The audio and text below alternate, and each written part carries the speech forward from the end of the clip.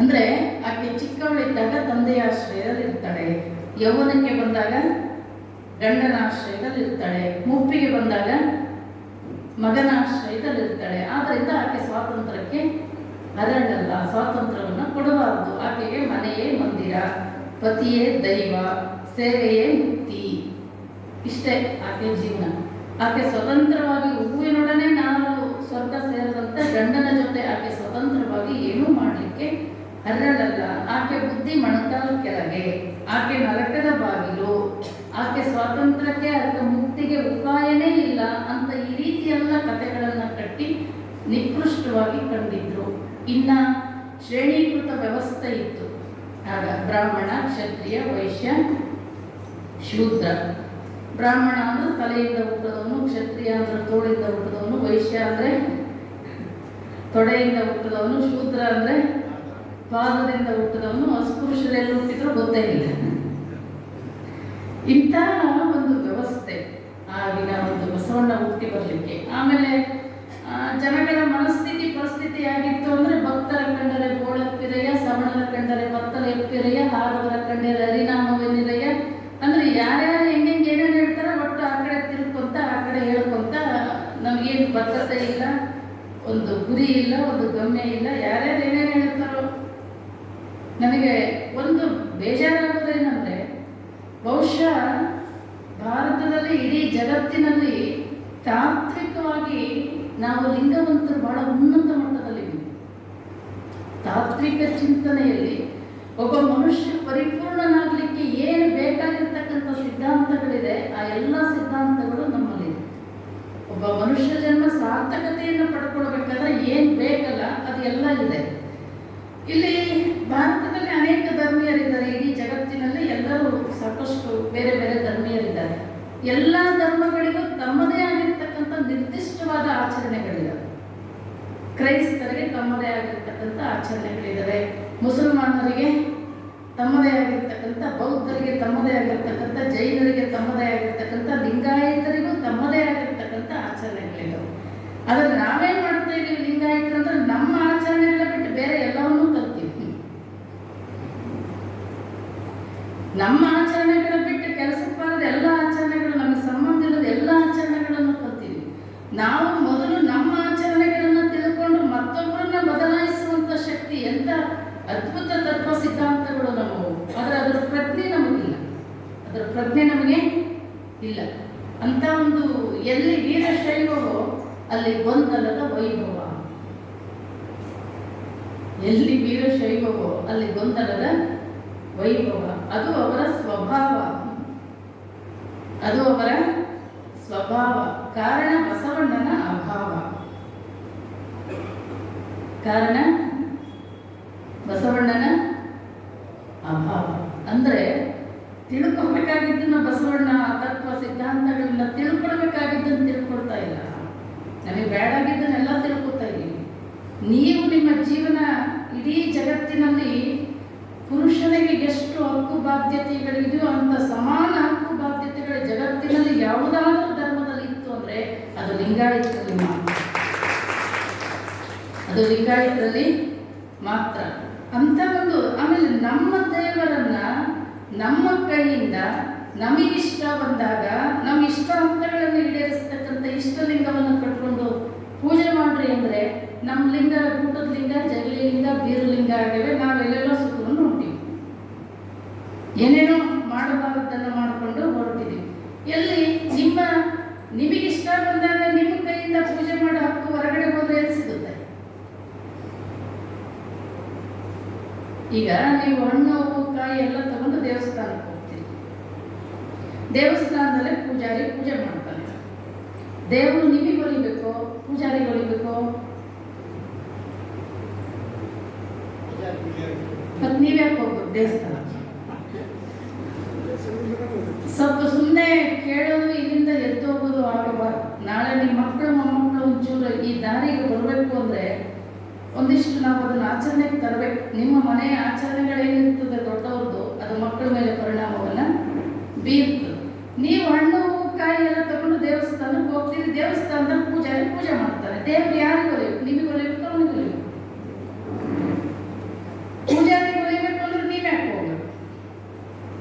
ಇಲ್ಲ ನಿಮಗೆ ಹೊಲಿಬೇಕು ಅಂದ್ರೆ ನೀವೇನು ಪೂಜೆ ಮಾಡಿ ದಂಡಿಲ್ಲ, ನಿಮಗೆ ಹೊಲಿಗೆ ನೀವೇನು ಪೂಜೆ ಮಾಡಿ ದಂಡಿಲ್ಲ. ಹೊರಗಡೆ ಎಲ್ಲೇ ಹೋದ್ರೂ ಮಧ್ಯಸ್ಥಿಕೆ ಇರುತ್ತೆ. ಯಾವುದೇ ಗುಡಿ ಗುಂಡಾರಗಳಿಗೆ ಹೋದ್ರೆ ಮೂರನೇದವ್ರು ಇರ್ತಾರೆ. ನೀವು ಕಟ್ಕೊಂಡಿರೋ ಲಿಂಗಕ್ಕೆ ಯಾರು ಮೂರನೇದವ್ರು ಇದ್ದಾರೆ? ಇದಾರೇನ್ರಿ? ಇಲ್ಲ. ಆದರೆ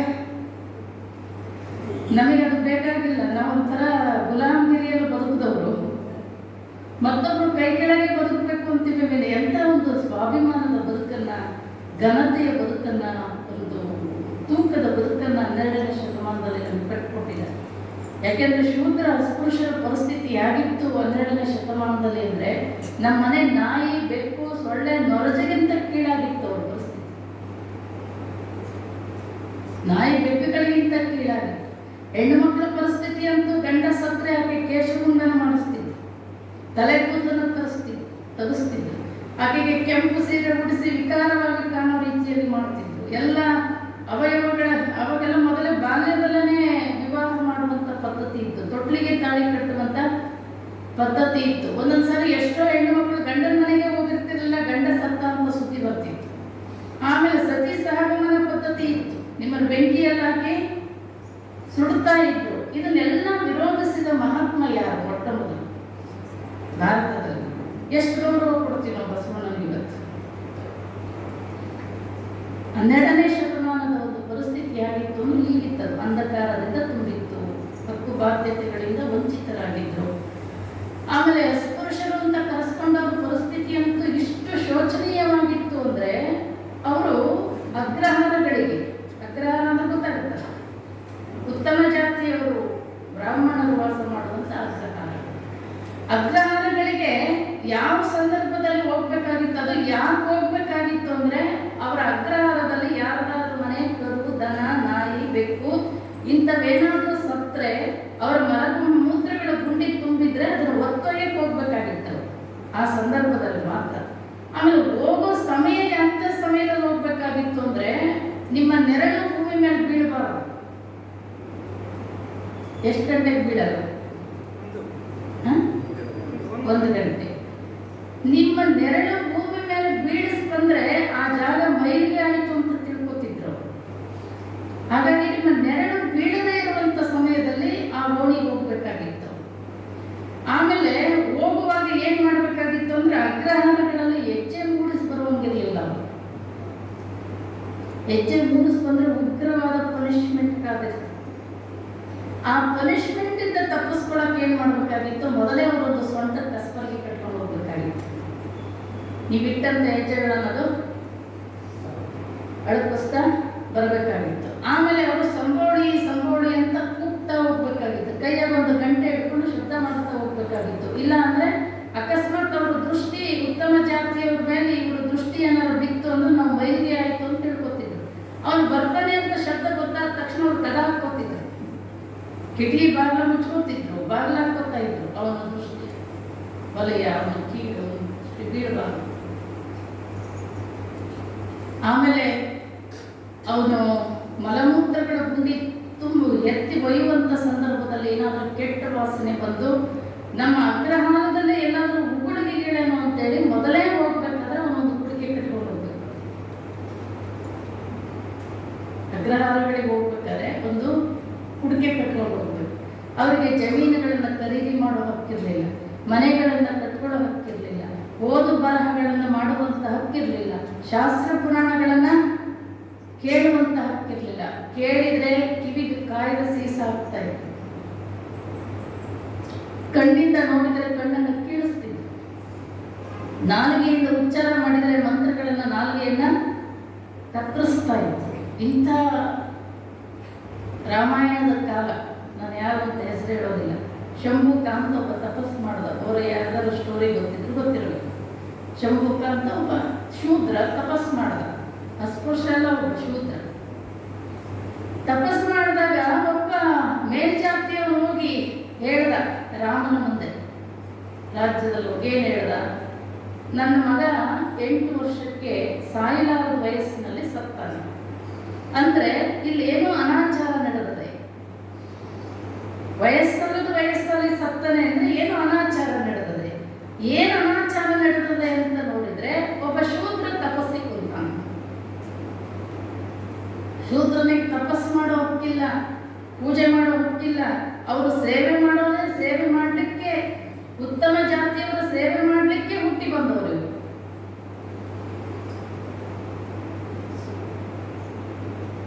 ಆಗ ಬಂದು ಕೇಳಿದ ರಾಜ, ನೀನು ನಿಷಿದ್ಧವಾದದ್ದು ನಿನಗೆ ತಪಸ್ಸು, ನೀನು ಶೂದ್ರ, ನೀನು ತಪಸ್ಸಿಂದ ಹೇಳು. ಅಮ್ಮ ಅಂದ, ನನ್ನ ಜನ್ಮಸಿದ್ಧ ಹಕ್ಕದು, ನೀನು ಹೇಳಲೇಬೇಕು ತಪಸ್ಸಿನ ಮೇಲೆ, ಇದು ಅನಾಚಾರ ಅಂದ. ನಾನು ಹೇಳಲ್ಲ ಅಂದ. ಅವನಿಗೆ ಕೊಂದ. ಯಾರು? ಪತಿತ ಪಾವನ. ಎದಕ್ಕೆ ಕೊಂದ? ತಪಸ್ ಮಾಡಿದ್ದೆ ತಪ್ಪು. ಆತ ತಪಸ್ ಮಾಡಿದ್ದೆ ತಪ್ಪು. ಇಂಥ ಒಂದು ಕಾಲ, ಬಸವಣ್ಣ ಹುಟ್ಟಿ ಬರೋ ಕಾಲ ಆಗಿತ್ತು ಅಂದ್ರೆ ಹೀಗಿತ್ತು. ಇಂಥ ಒಂದು ಕಾಲದಲ್ಲಿ ಬಸವಣ್ಣ ಭೀಮಕವಿ ಬರೀತಾನೆ ಪುರಾಣದಲ್ಲಿ, ಅಗ್ರಹಾರದಲ್ಲಿ ಮಾದರಸ, ಮಾದಲಾಂಬಿಕೆ. ಅಗ್ರಹಾರದ ಪ್ರಮುಖ ಮಾದರಸ. ನೀವೆಲ್ಲ ಕೇಳಿದ್ರಿ ಬಸವಣ್ಣನ ಜೀವನ ಚರಿತ್ರೆ. ಆದರೂ ಪದೇ ಪದೇ ಯಾಕೆ ಅದನ್ನ ಹೇಳಬೇಕು ಅಂದರೆ, ಒಂದೂರಲ್ಲಿ ಒಬ್ಬರು ಗುರುಗಳು ಏನು ಮಾಡಿದ್ರು, ಒಂದು ದಿನ ಕರೆದಿದ್ರು, ಪ್ರವಚನ ಹೇಳಿದರು. ಭಾಳ ಚಂದಿತ್ತು, ಭಾಳ ಖುಷಿ ಆಯಿತು ಜನಗಳಿಗೆ. ಏನು ತಿರುಗಿನ 2 ಪಟ್ಟು ಜನ ಬಂದಿದ್ರು, ಭಾಳ ಚಂದ ಹೇಳ್ತಾರೆ ಅಂತೇಳಿ. ತಿರುಗಿನ ಗುರುಗಳು ಅದನ್ನೇ ಹೇಳಿದ್ರು, ನೆನ್ನೆ ಹೇಳಿದ್ದೆ. ಆಮೇಲೆ ಇವ್ರಿಗೆಲ್ಲ ಒಂಥರ ಕಸಿವಿಸಿ ಆಯಿತು. ಯಾಕೆ ಹಿಂಗೆ ಮಾಡಿದ್ರು ಇವರು, ಏನೋ ಹೋಗ್ಲಿ ಬಿಡಿದೆ, 2ನೇ ದಿನ ಹೇಳ್ಯಾರ ಅಂತೇಳಿ. ಮತ್ತು 3ನೇ ದಿನ ಬಂದರು, 3ನೇ ದಿನನೂ ಅದನ್ನೇ ಹೇಳಿದರು, 4ನೇ ದಿನನೂ ಅದನ್ನೇ ಹೇಳಿದರು. ಅವ್ರಿಗೆ ಸಿಟ್ಟು ಬಂತು. ಬಂದು ಗುರುಗಳಿಗೆ ಕೇಳಿದರು, ಏನ್ರಿ ಗುರುಗಳು ಹಿಂಗೆ ಹೇಳಿದ್ದೆ ಹೇಳ್ತಾ ಇದ್ದೀರ? ಅದು ಗುರುಗಳು ಹೇಳಿದ್ರು, ಅಪ್ಪ ನಾ ಹೇಳಿದ್ದ ಆಚರಣೆಯಿಂದ ನೀವು ಇನ್ನೂ ಬದಲಾಗೇ ಇಲ್ಲ, ಇನ್ನೂ ಅಲ್ಲೇ ಇದೆ, ನೀವು ಮತ್ತೆ ಮುಂದಿನ ಹೇಳೇನು ಪ್ರಯೋಜನ? ನಾ ಏನು ಹೇಳ್ತೀನಿ 1ನೇ ದಿನದ ಅದನ್ನೇ ಆಚರಣೆಗೆ ತಂದಿಲ್ಲ, ನೀವು ಸುಮ್ಮನೆ ಮುಂದೆ ಹೇಳ್ಕೊಂಡು ಮತ್ತೆ ನೀವು ಆಚರಣೆಗೆ ತರೋ ತನಕ ಅದನ್ನೇ ಹೇಳ್ತಿರ್ತೀವಿ ಅಂತ. ಹಂಗೆ ಬಸವಣ್ಣ ಹುಟ್ಟಿದ್ದು ಬಿಜಾಪುರ ಜಿಲ್ಲೆ ಬಾಗೇವಾಡಿ. ಮಾದರಸ, ಮಾದಲಾಂಬಿಕೆ. ಮಾದಲಾಂಬಿಕೆಗೆ ಒಬ್ಬಳು ಮಗಳಿತ್ತು, ಆಕೆ ಹೆಸರು ಅಕ್ಕನಾಗಮ್ಮ. ಆಕೆ ಹುಟ್ಟಿ ಸುಮಾರು 12-13 ವರ್ಷಗಳಾಗಿತ್ತು. ಮಕ್ಕಳಾಗಿರಲಿಲ್ಲ, ಗಂಡು ಮಕ್ಕಳು ಬೇಕು ಅಂತಕ್ಕಂಥದ್ದು. ಅದರಲ್ಲೂ ಆ ಒಂದು ಇದಕ್ಕೆ ನಮ್ಮ ವಂಶ ಪರಂಪರೆ ಮುಂದುವರಿಸ್ಕೊಂಡು ಹೋಗ್ತಕ್ಕಂಥ ಗಂಡು ಮಗು ಬೇಕು, ನಾಳೆ ತೀರ್ಕೊಂಡಾಗ ಬೆಂಕಿ ಹಚ್ಚಕ್ಕೆ. ಹಾಗಾಗಿ ನಮಗೆ ಬೇಕು ಅಂತೇಳಿ ಸಾಕಷ್ಟು ದೇವರ ಆರಾಧನೆ, ಪೂಜೆ ಮಾಡ್ತಾ ಇದ್ದು ಮಾದಲಾಂಬಿಕೆ. ನಾವು ಬಹುಶಃ ಈ ಜಗತ್ತಿನಲ್ಲಿ ಮಹಾತ್ಮರು ಏನು ಹುಟ್ಟಿದಾರಲ್ಲ, ಮದುವೆ ಆದ ತಕ್ಷಣ ದಂಪತಿಗಳಿಗೆ ಮಹಾತ್ಮರು ಹುಟ್ಟಿಲ್ಲ. ಅವರು 16 ವರ್ಷಗಳ ತಪಸ್ಸಿನ ನಂತರ ಅವರು ಹುಟ್ಟಿದ್ದಾರೆ. ಬುದ್ಧ, ಮಹಾವೀರ, ಯೇಸು ಕ್ರಿಸ್ತ, ವಿವೇಕಾನಂದ, ಯಾರ್ಯಾರ ಬಸವಣ್ಣ ಯಾರಾಗೋಗಿದಾರಲ್ಲ, ಅವರು ಪೂಜೆ, ಪ್ರಾರ್ಥನೆ, ತಪಸ್ಸಿನ ಫಲದಿಂದ ಹುಟ್ಟಿರೋದು. ಅದಕ್ಕೆ ಅಧ್ಯಾತ್ಮ ಏನು ಹೇಳುತ್ತೆ ಅಂದರೆ, ಗಂಡ ಹೆಂಡತಿಗೆ ಸರಿಯಾದ ತಿಳುವಳಿಕೆ ಇತ್ತು ಅಂದರೆ ಈ ಜಗತ್ತಿಗೆ ಯೋಗ್ಯ ಮಕ್ಕಳನ್ನೇ ಕೊಡ್ಬೋದು. ಅದು ಯಾವಾಗಲೂ ಅಧ್ಯಾತ್ಮ. ಅದು ತಾಯಿ 9 ತಿಂಗಳಿರ್ಬೇಕಾದ್ರಂತೂ ಆಕೆ ನಡೆನುಡಿ, ಆಚಾರ ವಿಚಾರ 9 ತಿಂಗಳೇನಿರುತ್ತೆ ಅದು ಹುಟ್ಟಿದ ಮಕ್ಕಳ ಮೇಲೆ ಅದು ಪರಿಣಾಮವನ್ನು ಬೀರ್ತದೆ. ಅದಕ್ಕೆ ಹೇಳ್ತಾರೆ ಹಿರಿಯರೆಲ್ಲ, ನೀವು ಪುರಾಣ ಕೇಳ್ರಿ, ಪ್ರವಚನ ಕೇಳ್ರಿ, ಒಳ್ಳೆಯದನ್ನು ಓದ್ರಿ, ಪೂಜೆ ಮಾಡ್ರಿ, ಧ್ಯಾನ ಮಾಡ್ರಿ ಅಂತ ಮಕ್ಕಳೇ ಹುಟ್ಟುತ್ತವೆ. ಇಲ್ಲದೇ ಇದ್ರೆ ಇಂಗ್ಲೆಂಡಲ್ಲಿ ಈಗ ಒಂದು 10 ವರ್ಷದ ಹಿಂದೆ ಒಂದು 100 ಜನ ಮರಣದಂಡನೆಗೆ ಶಿಕ್ಷೆಗೆ ಗುರಿಯಾದಂಥ ಕೈದಿಗಳನ್ನು ಮನೋಶಾಸ್ತ್ರಜ್ಞರು, ವೈದ್ಯರು ಆಯ್ಕೆ ಮಾಡ್ಕೊತಾರೆ. ಮರಣದಂಡನೆಗೆ ಗುರಿಯಾದಂಥ ಕೈದಿಗಳ ಅವರ ತಂದೆ ತಾಯಿಯನ್ನು ಹುಡ್ಕೊಂಡು ಹೋಗ್ತಾರೆ ಡಾಕ್ಟರ್ಗಳು. ಅವರ ತಾಯಿಯನ್ನು ಕೇಳ್ತಾರೆ, ನಿನ್ನ ಮಗ ನಿನ್ನ ಗರ್ಭದಲ್ಲಿರ್ಬೇಕಾದ್ರೆ ನೀ ಏನೇನು ಮಾಡ್ತಿದ್ದೆ ಅಂತ, ಏನು ತಿಂತಿದ್ದೆ, ಏನು ಕುಡಿತಿದ್ದೆ, ನಿನ್ನ ಆಚಾರ ವಿಚಾರಗಳು ಹೇಗಿತ್ತು ಅಂತ ಅವರು ಉಲ್ಲೇಖನ ಮಾಡ್ತಾರೆ. ಒಬ್ಬ ತಾಯಿಯ ಆಚರಣೆಗಳು ಕೂಡ ಸರಿ ಇರಲಿಲ್ಲ, ಅದಕ್ಕೆ ಇಂಥ ಮಕ್ಕಳು ಹುಟ್ಟಿದ್ದಾರೆ. ಹಾಗಾಗಿ ಸಾಕಷ್ಟು ಮಹಾತ್ಮ ಹುಟ್ಟಿರೋದಂತೂ 16 ವರ್ಷಗಳು ಅವರ ತಾಯಿ ತಾಯಿ ತಂದೆಗಳ ಪೂಜೆ ಮಾಡಿ ಪ್ರಾರ್ಥನೆ ಮಾಡಿದ ಮೇಲೆ ಇಂಥ ಮಹಾತ್ಮರು ಹುಟ್ಟಿ ಬಂದಿದ್ದಾರೆ. ಬಸವಣ್ಣನು ಕೂಡ ಸುಮಾರು 16 ವರ್ಷಗಳ ನಂತರ ಬಸವಣ್ಣ ಆಕೆ ಗರ್ಭವತಿಯಾಗ್ತಾರೆ. ಮಾದಲಾಂಬಿಕೆ ಎರಗೇಲಿ ಅಂತ ಇಂಗಳೇಶ್ವರಕ್ಕೆ ಹೋಗಿರ್ತಾರೆ. ಒಂದು ಅಗ್ರಹಾರದಲ್ಲಿ ಬಾಗೇವಾಡಿಯಲ್ಲಿ ಒಂದು ಘಟನೆ ನಡೀತದೆ. ಏನಂದ್ರೆ ಯಾವುದೋ ಒಬ್ಬ ನರಸಿಂಹ ಭಟ್ಟರ ಮನೆಯಲ್ಲಿ ಒಂದು ಕರು ಸತ್ತಿರ್ತದೆ. ಒಬ್ಬ ಕೇತ ಅಂತ ಒಬ್ಬ ಹುಡುಗ, ಒಂದು 8-9 ವರ್ಷದ ಒಬ್ಬ ದಲಿತ ಹುಡುಗ ಆ ಕರು ಹೊತ್ಕೊಂಡು ಹೋಗ್ಬೇಕು ಸತ್ತಿರೋದನ್ನ ಅಂತ ಬಂದಿರ್ತಾನೆ. ಒಂದು ಮನೆಯಲ್ಲಿ ಯಜ್ಞ ಹೋಮ ನಡೆದಿರುತ್ತೆ. ಈ ಮಗುಗೆ ನಾನು ಕೇಳಿದ್ರೆ ನನಗಿಂತ ಶಿಕ್ಷೆ ಕಾದಿದೆ ಅಂತ ಪ್ರಜ್ಞೆ ಇಲ್ಲದ ವಯಸ್ಸು. ಅವನು ದಾರಿಯಲ್ಲಿ ಹೋಗ್ಬೇಕಾದ್ರೆ ಒಂದು ಮನೆಯಲ್ಲಿ ಮಂತ್ರಗಳು ನಡೀತಾ ಇತ್ತು, ವೇದ ಘೋಷಗಳು ನಡೀತಾ ಇತ್ತು. ಈತನಿಗೆ ಅದು ಕಿವಿಗೆ ಹಿಂಪನಿಸ್ತು. ಏನ್ ನಡೆದದೆ ಅಂತ ಹೋಗಿ ಒಂದು ಚೂರು ಬಾಗಿಲ ಹತ್ರ ಹೋಗಿ ಅಣಿಕ್ ನೋಡ್ದ. ಅಲ್ಲೊಬ್ಬ ನೋಡ್ದ ಭಟ್ಟ, ನಮ್ಮ ಪೂಜೆ ಎಲ್ಲ ಹಾಳಾಗೋಯ್ತು, ಮೈಲಿಗೆ ಆಗೋಯ್ತು. ಇವನು ಬಂದು ನಮ್ಮ ಮಂತ್ರಗಳನ್ನು ಕೇಳ್ದ, ನಮ್ಮ ಯಜ್ಞ ಹೋಮಗಳನ್ನ ನೋಡ್ದ, ಗದ್ದಲ ಎಬ್ಸಿದ್ರು ಇಡೀ ಅಗ್ರಹಾರದಲ್ಲಿ. ಇವ್ರು ಹೀಗೆ ಬಿಟ್ಕೊತ ಹೋದ್ರೆ ಇವರು ಇಂಥ ತಪ್ಪುಗಳನ್ನ ಮಾಡೇ ಮಾಡ್ತಾರೆ.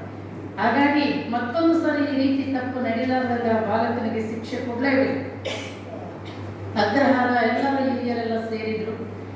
ಆಮೇಲೆ ಆ ದಲಿತರ ಓಣಿ ಅವರ ತಂದೆ ಚೌಡ ಅಂತ ಬಂದು ಕೇಳ್ಕೊಂಡ, ಅಪ್ಪ ನನ್ನ ಮಗ ಬೇಕು ಅಂತ ತಪ್ಪು ಮಾಡಿಲ್ಲ, ಅವನಿಗೆ ತಿಳುವಳಿಕೆ ಇಲ್ಲದೆ ಅವನಿಗೆ ನಾನು ಕೇಳಿದ್ರೆ ನನಗೆ ಇಂಥ ಉಗ್ರ ಪನಿಷ್ಮೆಂಟ್ ಗೊತ್ತಿದೆ ಅನ್ನುವಂಥ ಪ್ರಜ್ಞೆ ಆ ಬಾಲಕನಿಗೆ ಇಲ್ಲ.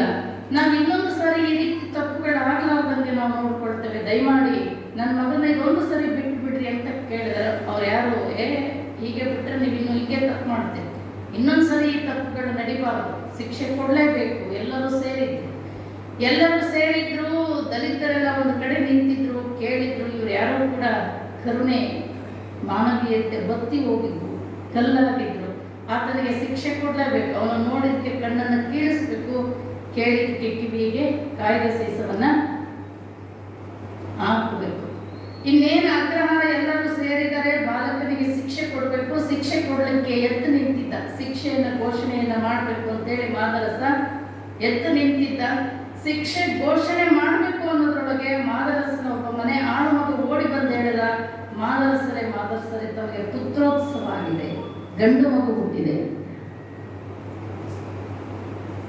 ಅವಾಗ ಮಾದರಸರು ಹೇಳಿದ್ರು, ನನಗೆ ಇವತ್ತು ಎಂಥ ಸಂತೋಷದ ದಿನ ಅಂತ ಹೇಳಿದ್ರೆ, ಇಡೀ ನಮ್ಮ ಊರಿಗೆ ಸಿಹಿ ಹಂಚುವಂತ, ಎಲ್ಲರಿಗೂ ಭಕ್ಷ್ಯ ಭೋಜನಗಳನ್ನು ಉಣಿಸುವಂತ, ಎಲ್ಲರಿಗೂ ಸಂತೋಷದ ದಿನ. ಇಂಥ ಒಂದು ದಿನದಲ್ಲಿ ನಾನು ಈ ಬಾಲಕನಿಗೆ ಶಿಕ್ಷೆಯನ್ನು ಕೊಡಲಿಕ್ಕೆ ಇಷ್ಟಪಡುವುದಿಲ್ಲ.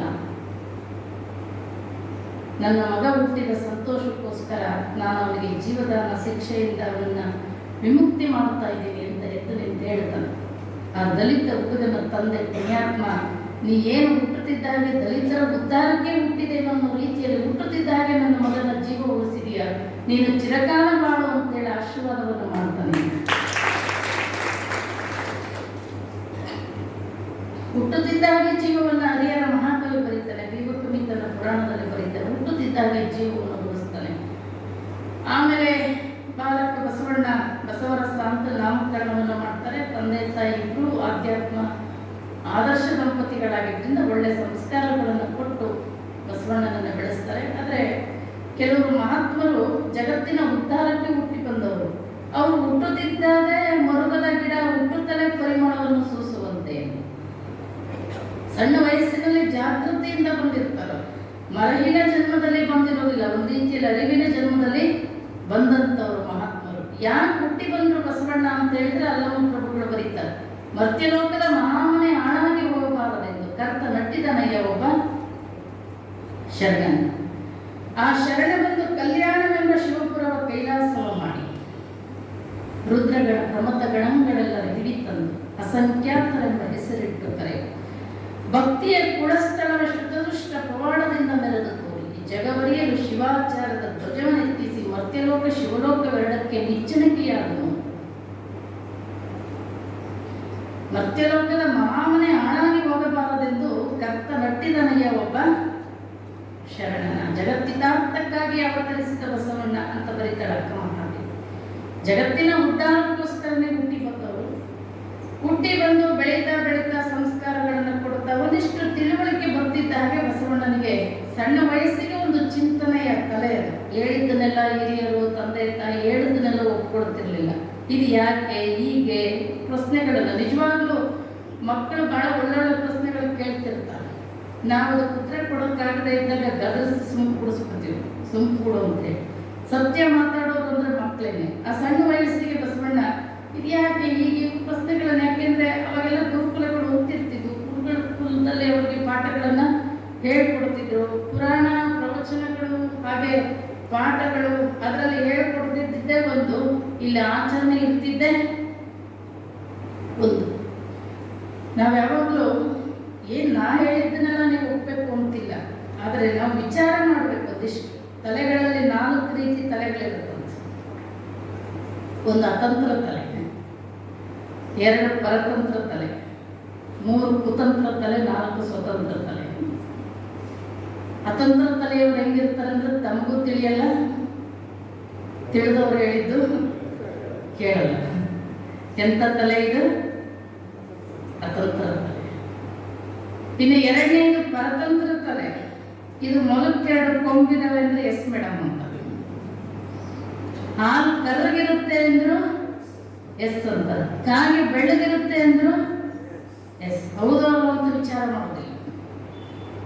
ಕೆಲವರೆಲ್ಲ ಹೆಣ್ಮಕ್ಳು ಹಿಂಗ ಆಚರಣೆ ಮಾಡ್ತಿರ್ತಾರೆ ಮನೆಗೆ. ಹಿಂಗೆ ಯಾಕೆ ಮಾಡ್ಕೊಂಬಂದಿರಿ ಗೊತ್ತಿಲ್ಲ. ಅದು ನಮ್ಮ ಅತ್ತೆ ನಮ್ಮ ಮುಂದೆ ಹಿಂದಿಂದ ಮಾಡ್ಕೊಂಬಂದ್ರು ನಾವು ಮಾಡ್ಕೊಂಬಂದಿವಿ. ಯಾಕೆ ಅವ್ರು ಯಾಕೆ ಮಾಡ್ತಿದ್ರು, ನಾವು ಯಾಕೆ ಮಾಡ್ತಾ ಇದ್ವಿ, ವಿಚಾರಣೆ ಮಾಡೋದಿಲ್ಲ.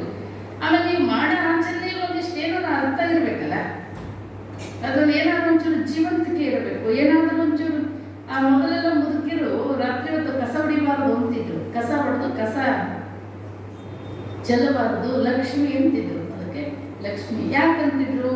ಅವಾಗ ಕರೆಂಟ್ ಇರಲಿಲ್ಲ, ಹೌದಾ? ಏನಾದರೂ ಒಂದು ಸಣ್ಣ ಮೂಗಿನ ನತ್ತೋ ಒಂದು ಸಣ್ಣ ವಸ್ತು ಏನಾದರೂ ರಾತ್ರಿ ಹೊತ್ತು ಕೆಡಕೊಂಡು ರಾತ್ರಿ ಕಸ ಹೊಡೆದು ರಾತ್ರಿ ಹೊತ್ತು ಕಸ ಹೊರಗೆ ಚೆಲ್ಲಿದ್ರೆ ಕತ್ತಲು ಕಾಣದೆ ಬೆಲೆಬಾಳೋ ವಸ್ತು ಮನೆಯಿಂದ ಹೊರಗಡೆ ಹೋಗಬಾರ್ದು ಅನ್ನೋ ಕಾರಣಕ್ಕೆ ರಾತ್ರಿ ಹೊತ್ತು ಕಸ ಹೊಡಿಬಾರ್ದು ಅಂತಿದ್ರು. ಇವತ್ತು ನಾವು ಲಕ್ಷ್ಮಿ ಅಂದ್ರೆ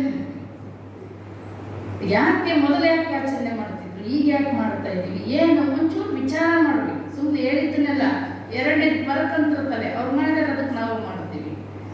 3ನೇದು ಕುತಂತ್ರ ತಲೆ. ಇದಕ್ಕೆ ಬರೀ ಕೆಡ್ಸೋದ ಕೆಲಸ. ಎಲ್ಲಿ ಚಲೋ ಏನು ನಡೆದರೆ ಏನು ಮಾಡಿದರೆ ಹಾಳು ಮಾಡ್ಬೋದು. ಎಮ್ಮೆಗೊಂದು ಚಿಂತೆ, ಸಮಗಾರಗೊಂದು ಚಿಂತೆ, ಧರ್ಮಿಗೊಂದು ಚಿಂತೆ, ಕರ್ಮಿಗೊಂದು ಚಿಂತೆ. ಧರ್ಮಿಗೆಲ್ಲ ಸಮಾಜ ಹೆಂಗೆ ಕಟ್ಟಬೇಕು, ಹೆಂಗೆ ಬೆಳೆಸಬೇಕು, ಏನು ಮಾಡಬೇಕು ಅಂತ ಧರ್ಮಿ ವಿಚಾರ ಮಾಡಿದ್ರೆ, ಕರ್ಮಿ ಎಲ್ಲಿ ಸಮಾಜ ಸಂಘಟನೆ ಆಗಿದೆ, ಒಗ್ಗಟ್ಟಾಗಿದೆ, ಏನು ಮಾಡಿ ಅದನ್ನು ಹಾಳು ಮಾಡ್ಬೇಕಂತ ನಾವು ವಿಚಾರ ಮಾಡ್ತೀವಿ. ಹಾಗೆ ಈ ಕುತಂತ್ರ ತಲೆ ಕೆಲಸ ಕರ್ಮಿ ಮಾಡುವಂಥ ಕೆಲಸ ಇದು. 4ನೇದು ಸ್ವತಂತ್ರ ತಲೆ.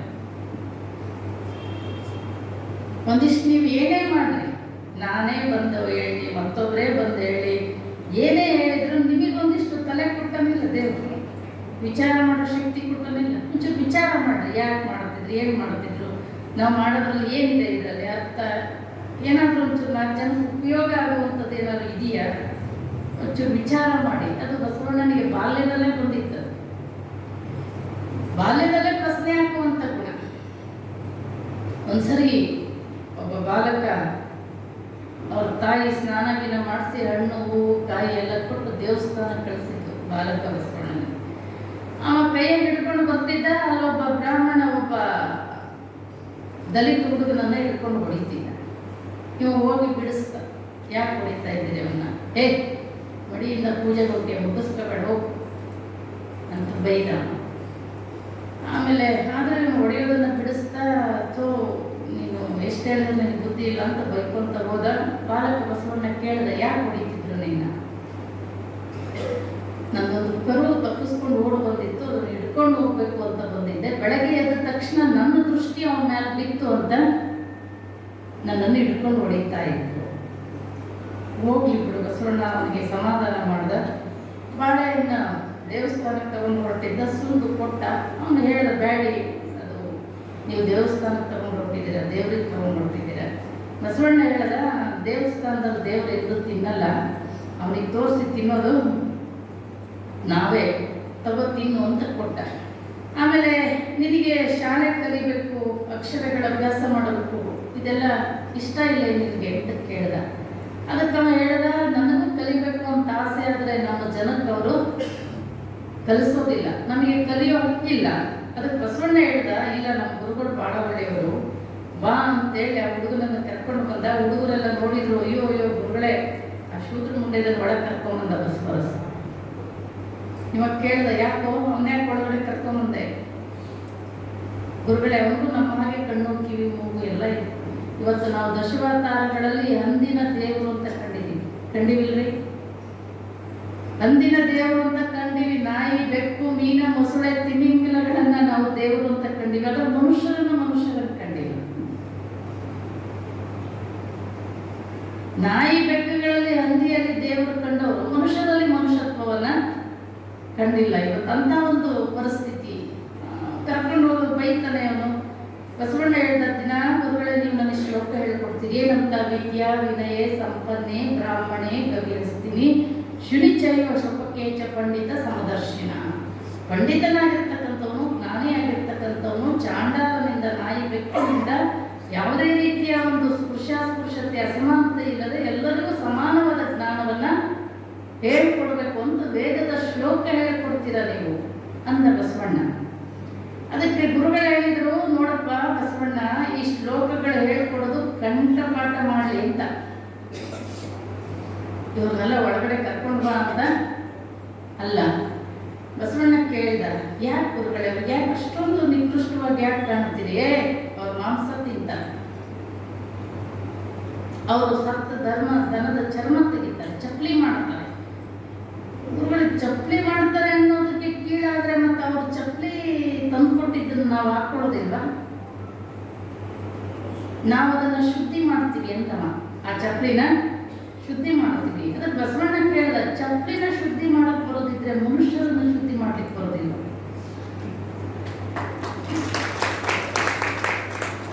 ಚಪ್ಪಲಿನ ಶುದ್ಧಿ ಮಾಡಕ್ ಬರೋದಿದ್ರೆ ಮನುಷ್ಯರ ಶುದ್ಧಿ. ಅವ್ರ ಮಾಂಸ ತಿಂತಾರೆ, ಬೆಕ್ಕಿಲಿ ತಿನ್ನಲ್ಲ. ನಿಮ್ಮ ಮನೆಗೆ ಎಲ್ಲೆಲ್ಲಿ ಬರಬೇಕು? ಎಲ್ಲಿಗೆ ಬರ್ತದೆ? ಬರ್ತದಿಲ್ಲ? ನಿಮ್ಮ ಪೂಜಾ ರೂಮಿಗೆ ಬರ್ತದೆ, ನಿಮ್ಮ ಬೆಡ್ರೂಮಿಗೆ ಬರ್ತದೆ, ನಿಮ್ಮ ಅಡುಗೆ ಮನೆಗೆ ಬರ್ತದೆ. ಯಾಕೆ ಅಷ್ಟೊಂದು ನಿಕೃಷ್ಟ? ಅಷ್ಟು ಯಾಕೆ? ಅದು ಬಸವಣ್ಣನ ಪ್ರಶ್ನೆಯಾಗಿತ್ತು. ಆಮೇಲೆ ವೇದ ಉಪನಿಷತ್ತುಗಳು ಬಹಳ ಬೇಗ ಹರಿಹರ ಮಹಾಕವಿ ಬರೀತಾರೆ. ಬರಹ ಶಬ್ದಾರ್ಥ ರಸ ಭಾವೋಕ್ತಿ ಪ್ರವೀಣತೆ ಛಂದೋ ವ್ಯಾಕರಣ ಸಂಗೀತ ಸಾಹಿತ್ಯ ಆಗಮ ಪುರಾಣ ವೇದ ಉಪನಿಷತ್ತುಗಳನ್ನೆಲ್ಲ ಬಹಳ ಸಣ್ಣ ವಯಸ್ಸಿಗೆ ಕರಗತ ಮಾಡಿಕೊಂಡಂತ ಬಸವಣ್ಣ. ಅದರಲ್ಲಿ ಇರುವಂತ ಆಚರಣೆ, ನಾವು ಮಾಡುವಂತ ಆಚರಣೆ ಬೇರೆ ಆಗಿದ್ದರಿಂದ ಎಲ್ಲವನ್ನೂ ಪ್ರಶ್ನೆ ಹಾಕಲಿಕ್ಕೆ ಶುರು ಮಾಡ್ತಾರೆ. ಒಂದ್ಸತಿ ಅವರಪ್ಪ ತೊಡೆ ಮೇಲೆ ಕೂಡಿಸ್ಕೊಂಡು ಪೂಜೆ ಮಾಡ್ತಿದ್ದ. ಅವರಪ್ಪ ಗಂಗೆ, ಏಚೆ, ಯಮುನೆ, ಕೃಷ್ಣೆ, ಮಲಪ್ರಭಾ, ಗೋದಾವರಿ ಅಂತ. ಬಸವಣ್ಣ ಕೇಳ್ದ, ಅಪ್ಪ ನೀರು ತಂದಿರೋದು ನಮ್ಮ ಮನೆ ಬಾವಿ ನೀರಲ್ವಾ? ಹೌದು. ಮತ್ ನೀನ್ ದೇವ್ರ ಮುಂದೆ ಕೂತ್ಕೊಂಡು ಸುಮ್ಮನೆ ಹೇಳ್ತಾ ಇದ್ದಿ ಗಂಗೆ, ಯಮುನೆ, ಕೃಷ್ಣ. ದೇವ್ರಿಗೆ ಗೊತ್ತಿಲ್ಲ ಏನದು ನಮ್ಮ ಮನೆ ಬಾವಿ ನೀರಂತ? ಸುಮ್ ಕೂತ್ಕೊಂಡು ಪೂಜೆ ನೋಡಿಲ್ಲ ಅಂದ್ರೆ ಎದ್ದವಳಂತ ಬೈದವ. ಅವ್ರವನು ಬಂದು ಬಾಯಲ್ಲಿ ಕೇಳಿದ್ರೆ ನೀರು ಕೊಡು. ಅದು ಮಡಿವಂತ ಕುಟುಂಬ. ಅವ್ರ ತಾಯಿ ಹೇಳಿದ್ದು, ನಿಮ್ಮ ಅಪ್ಪನ ಪೂಜೆ ಆಗೋವರೆಗೂ ನೀರು ಕೊಡಲ್ಲ ಅಂತ ಹೇಳಿದ್ರು. ಇವ ಬಂದ ಅವರಪ್ಪ ಈಗೆಲ್ಲ ದೇವರುಗಳು ಪೂಜೆ ಮಾಡಾದ್ಮೇಲೆ ಈ ಸೂರ್ಯೋಪಾಸನೆ ಹೊರಗಡೆ ಬರ್ತಾನೆ. ದಿನ ನೋಡ್ತಿದ್ದಲ್ಲ ಅವನು. ಅವ್ನು ಬಂದು ನಿಂತು ಸೂರ್ಯೋಪಾಸನೆ ಮಾಡೋ ಜಾಗದಲ್ಲಿ ಏನ್ ಮಾಡಿದ್ದ, ಒಂಚೂರು ಅಲ್ಲೊಂದು 8-10 ತಗ್ಗುಗಳನ್ನ ಇಷ್ಟಿಷ್ಟೇ ಗುಂಡಿ ತೋಡಿದ್ದ. ಇವ ಬಂದು ಸೂರ್ಯೋಪಾಸನೆ ನೋಡ್ತಾನೆ. ಕಾಲಲ್ಲಿ ಒಂದಿಷ್ಟು ತಗ್ಗುಗಳಿದ್ವು. ಏನಂತೇಳಿ ನೀವು ಅದಕ್ಕೆ? ಗುಂಡಿ ತಗ್ಗುಗಳಿದ್ವು. ಇದು ಏನಿದೆ, ಯಾರಿಗೆ ತೋಡಿದ್ದಾರೆ ಕಾಲಗೆ? ನಿಮ್ಮ ಮಗ ಗೊತ್ತೇ ಇಟ್ಕೊಂಡು ಏನೋ ಮಾಡ್ತಿದ್ದ ಅಂತವ್ರವ್ವ. ಕರೆದ ಇವ, ಬಸವರಸ. ಬಂದ ಬಸವಣ್ಣ, ಏನು ಇದು ಅಂತ ಕೇಳ್ದ. ಹಿಂಗ್ಯಾಕೆ ತೋಡಿ? ಅದಕ್ಕೆ ಬಸವಣ್ಣ ಹೇಳ್ದ, ಅಪ್ಪ ನನಗೆ ತುಂಬಾ ಬಾಯಾರಿಕೆ ಆಗಿತ್ತು. ಅಮ್ಮನ ನೀರು ಕೇಳಿದೆ, ಆಕೆ ನಿನ್ನ ಪೂಜೆ ಆಗೋವರೆಗೂ ನೀರು ಕೊಡಲ್ಲ ಅಂದ್ಲು. ಅದಕ್ಕೆ ಬಾವಿ ತೋಡ್ತಿದ್ದೆ ನಾನು. ಅದಕ್ಕೆ ಬಾವಿ ತೋಡ್ತಿದ್ದೆ. ಅದಕ್ಕೆ ಅವರಪ್ಪ ನಲ್ಲ ಹುಚ್ಚ, ಒಂದೇ ಗುಂಡಿ ಒಂದೇ ಆಳವಾಗಿ ತೋಡ್ತಾ ಹೋದ್ರೆ ನೀರು ಬರ್ತದೆ, ಅದನ್ನ ಬಿಟ್ಟು ಅಲ್ಲೊಂದು ಒಂದು 8 ಸಣ್ಣ ಸಣ್ಣ ತಗ್ಗುಗಳನ್ನು ತೋಡಿದ್ರೆ ಎಲ್ಲರೂ ನೀರು ಬರ್ತದೇನೋ ಅಂತ ಕೇಳಿದ. ಆಗ ಬಸವಣ್ಣ ಅಂದ, ಹಾಗೆ ಕಣಪ್ಪ, ಇರೋ ಒಬ್ಬನೇ ಒಬ್ಬ ಭಗವಂತನನ್ನ ಒಂದೇ ಮನಸ್ಸಿನಿಂದ ಒಂದೇ ಇದರಿಂದ ನೀನು ಪೂಜೆ ಮಾಡ್ತಾ ಹೋದ್ರೆ ಅವನ ಕರುಣೆನೂ ಹೊರತು ಬರುತ್ತಿಂತ 108 ದೇವರುಗಳನ್ನ ಇಟ್ಕೊಂಡು ನೀನು ಪೂಜೆ ಮಾಡಿದ್ರೆ ನೀನು ಭಕ್ತಿ ಯಾವ ದೇವರಿಗೆ ಇರ್ತದೆ? ಇದನ್ನು ಬಿಟ್ಟದು ಅದನ್ನು ಬಿಟ್ಟು ಲಿಂಗದಲ್ಲಿ ಏನು ಕೊಡೋದು ಶಕ್ತಿ ಇಲ್ಲ ಅಂತ ತಿಳ್ಕೊಂಡಿಲ್ಲ. ಹೌದಾ? ಲಿಂಗಕ್ಕೆ ಯಾಕೆ ನಮ್ಮ ಲಿಂಗ ಇವತ್ತು ಜಗಲಿ ಮೇಲೆ ಊಟದ ಮೇಲೆ ಇದ್ದಾವೆ ಅಂದ್ರೆ ಆ ಲಿಂಗದಲ್ಲಿ ಏನು ಕೊಡೋ ಶಕ್ತಿ ಇಲ್ಲ ಅಂತ ತಿಳ್ಕೊಂಡಿವಿ ನಾವು. ನಿಮಗೆಲ್ಲ ಕೊಡೋ ಶಕ್ತಿ ಇದೆ, ಆದ್ರೆ ಅದ್ರ ಮೇಲೆ ನಂಬಿಕೆ ಇಲ್ಲ. ಏನಿಲ್ಲ? ನಂಬರು ನಚ್ಚರು ಬರಿದೇ ಕರೆವರು, ನಂಬಲರಿಯರಿ ಲೋಕದ ಮನುಜರು, ನಂಬಿ ಕರೆದರೆ ಓ ಎನ್ನನೇ ಶಿವನು, ನಂಬದೆ ನಚ್ಚದೆ ಬರಿದೇ ಕರೆವರ ಕೊಂಬ ಮೆಟ್ಟಿ ಕೂಗೆದ್ದ ಕೂಡಲ ಸಂಗಮ ದೇವ. ದೇವರು ಒಲಿಬೇಕಾದ್ರೆ ಸಾಂಬಲ್ ಒಲಿಯುವುದಕ್ಕೆ ನಂಬಿಕೆಯೇ ಕಾರಣವು. ಸಾಂಬಲ್ ಒಲಿಯುವುದಕ್ಕೆ ನಂಬಿಕೆ ಅಂತಕ್ಕಂಥದ್ದು ಬಹಳ ಮುಖ್ಯ. ನೀವು ಪೂಜೆ ಪ್ರಾರ್ಥನೆಯನ್ನು ಮಾಡಬೇಕಾದ್ರೆ ನೀವು ಅವನನ್ನು ನಂಬಿದ್ರೆ ಮಾತ್ರ ಅವನು ನಮ್ಮನ್ನ ನಂಬುತ್ತಾನೆ. ಆದರೆ ನಮ್ಮದೇನಾಗಿದೆ ಅಂದರೆ, ಈಗ ನಮ್ಮ ಏರಿಯಾದಲ್ಲೆಲ್ಲ ಮಂಗಗಳು ಏನಂತೀವಿ, ಮಂಗ, ಕೋತಿಗಳು ಭಾಳ. ಇಡೀ ನಮ್ಮ ಹೊಲದಲ್ಲಿ ಏನು ಬೆಳೆದಿರುತ್ತೆ, ಹಣ್ಣು ಹಂಪಲು ಎಲ್ಲ ಗೊತ್ತಲ್ಲ ನೀವು, ಎಲ್ಲ ಹಾಳು ಮಾಡಿ ಹೋಗ್ಬಿಡ್ತಾವೆ. ಒಬ್ಬ ತೋಟದ ಮಾಲೀಕ ಅವು ಹಾಳು ಮಾಡೋದನ್ನ ನೋಡಿ ನೋಡಿ ಸಾಕಾಗಿ ಒಂದು ದಿನ ಏನು ಮಾಡಿದ್ದ, ಒಂದು 4 ಜನ ಆಳುಗಳನ್ನ ಕೌಣಿ ಅಂತ ಹೊಡಿತಾರೆ ನಮ್ಮ ಕಡೆ, ಈ ಕಲ್ಲುಗಳನ್ನಿಟ್ಟು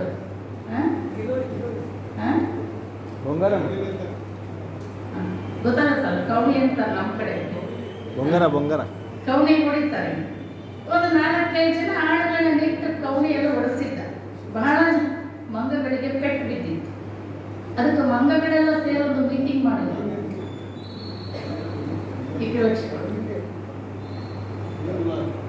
ಮಂಗಗಳೆಲ್ಲ ಸೇರೋದು ನನ್ನ ಕಡೆ ಲಕ್ಷಿಸ್ಕೊಂಡು ಮಂಗಗಳೆಲ್ಲ ಸೇರೊಂದು ಮೀಟಿಂಗ್ ಮಾಡಿದ್ರು. ಏನ್ ಮಾಡಿದ್ರು ಅಂದ್ರೆ, ನಾವೇ ಯಾಕೊಂದು ತೋಟ ಮಾಡ್ಕೋಬಾರ್ದು, ಬೇರೆಯವ್ರ ತೋಟಕ್ಕೆ ಹೋಗಿ ಅವನ್ನೆಲ್ಲ ಹಾಳು ಮಾಡಿ ಅಥವಾ ಅವರಿಂದ ಒಡಿಸ್ಕೊಂಡು ಇಂಥ ಪರಿಸ್ಥಿತಿ ಯಾಕೆ ಬೇಕು, ನಾವೇ ಒಂದು ಒಳ್ಳೆ ಜಾಗದಲ್ಲಿ ಒಂದಿಷ್ಟು ಗಿಡ ಮರಗಳನ್ನು ನೆಟ್ಟು ನಾವೇ ಯಾಕೆ ಹಣ್ಣು ಬೆಳೆದುಕೊಂಡು ತಿನ್ನಬಾರ್ದು. ಒಂದು ಹಿರಿ ಮಂಗ ಹೇಳ್ತು, ಎಲ್ಲ ಮಂಗಗಳು ಒಕ್ಕೊರಲಿನಿಂದ ಒಪ್ಪಿಗೆ ಕೊಟ್ಟರೆ ನಾವೇ ಒಂದು ತೋಟ ಮಾಡೋಣ. ಒಂದು ನಮ್ಮಂತ ಕಾಡು ಅಂತ ಜಾಗಕ್ಕೆ ಬಂದು ಎಲ್ಲ ಸ್ವಚ್ಛ ಮಾಡಿ ಹಣ್ಣಿನ ಗಿಡಗಳು ತಂದು ಹಚ್ಚಿದ್ವಿ. ಹಚ್ಚಿ ಏನ್ ಮಾಡಿದ್ವಿ, ಒಂದು 4 ದಿನ ಆಯ್ತು, ಹಣ್ಣು ಬಿಟ್ಟವೋ ಇಲ್ಲ ಅಂತ ನೋಡಕ್ ಹೋದ್ವು. ಹಣ್ಣು ಬಿಟ್ಟಿರ್ಲಿಲ್ಲ. ಅವು ವಿಚಾರ ಮಾಡಿದ್ವು, ನಾವು ಹಚ್ಚಿರೋ ಜಾಗ ಸರಿ ಇರ್ಲಿಕ್ಕಿಲ್ಲ. ಮತ್ತೊಂದು ಜಾಗ ಸ್ವಚ್ಛ ಮಾಡಿದ್ವು, ಈ ಗಿಡ ಕಿತ್ತು ತಗೊಂಡೋಗಿ ಏನ್ ಮಾಡಿದ್ವು, ಅಲ್ಲಿ ಹಚ್ಚಿದ್ವು. ಮತ್ತೊಂದು 4 ದಿನ ಬಿಟ್ಟು ನೋಡಿದ್ವು, ಮತ್ತು ಹಣ್ಣು ಬಿಟ್ಟಿರಲಿಲ್ಲ. ಇನ್ನೊಂದು ಕಡೆ ಕಿತ್ತು, ಆ ಗಿಡದಲ್ಲಾಗ್ಲಿ ಆ ಭೂಮಿಯಲ್ಲಾಗ್ಲಿ ಹಣ್ಣು ಕೊಡೋ ಶಕ್ತಿ ಇಲ್ಲ ಅಂತಲ್ಲ, ಆದ್ರೆ ಹಣ್ಣು ಕೊಡೋ ತನಕ ಕಾಯುವಂತ ತಾಳ್ಮೆ ಮಂಗಗಳಿಗಿಲ್ಲ. ಹಂಗೆ ನಾವು ಕಟ್ಕೊಂಡಿರೋ ಲಿಂಗಕ್ಕೆ ನೀವೇನು ಕೇಳಿದ್ದನ್ನ ಕೊಡೋ ಶಕ್ತಿ ಇಲ್ಲ ಅಂತಲ್ಲ, ಆದ್ರೆ ಆ ಕೊಡೋ ತನಕ ಕಾಯುವಂತ ತಾಳ್ಮೆ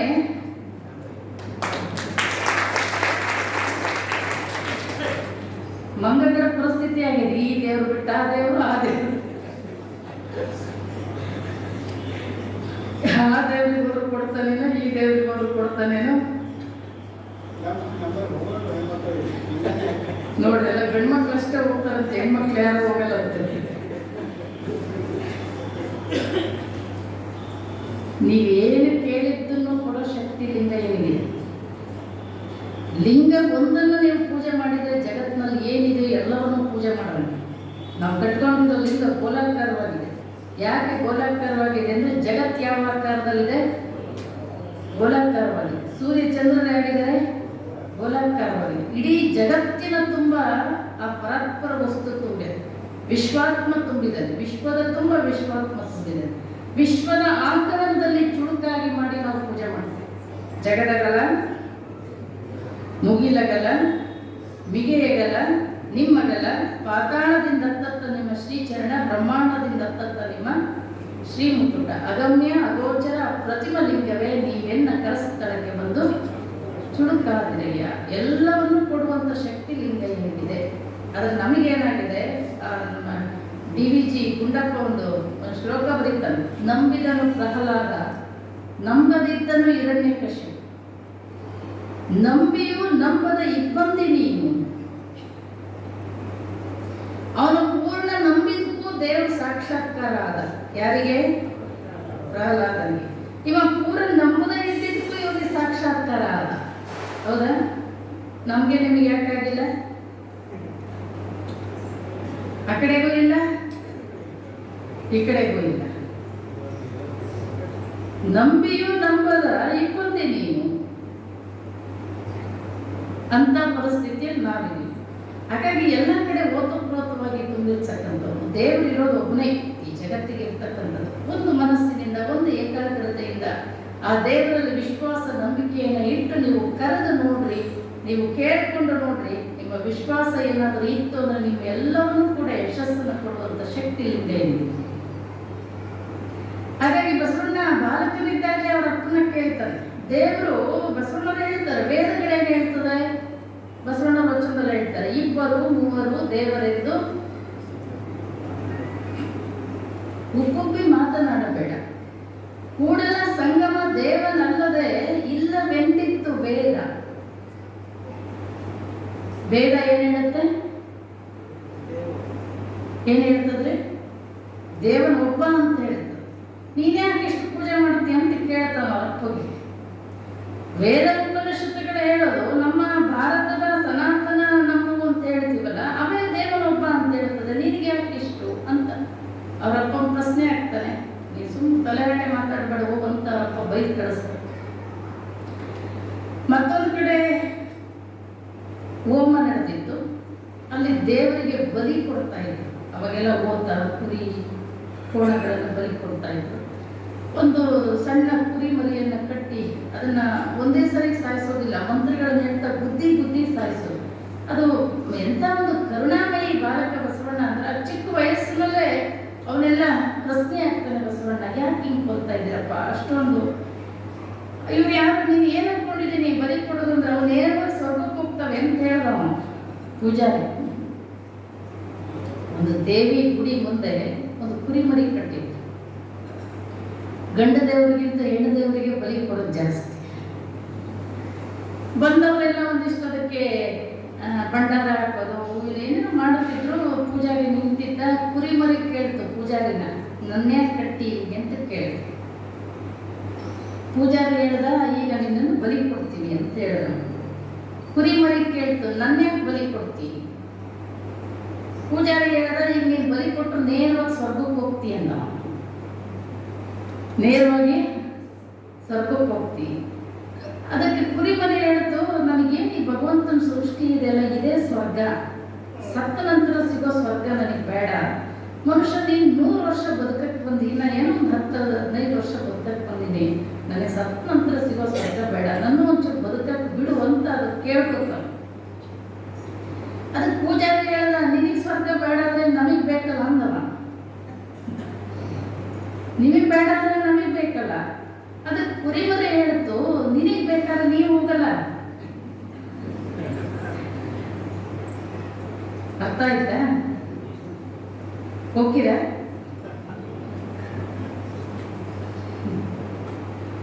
ಸ್ವರ್ಗ ನಿನಗೆ ಬೇಕಾದ್ರೆ ನೀವು ಹೋಗ, ನನ್ನೇ ಕಳಿಸ್ತಿ ಬೇಡ ಅವನ್ನ.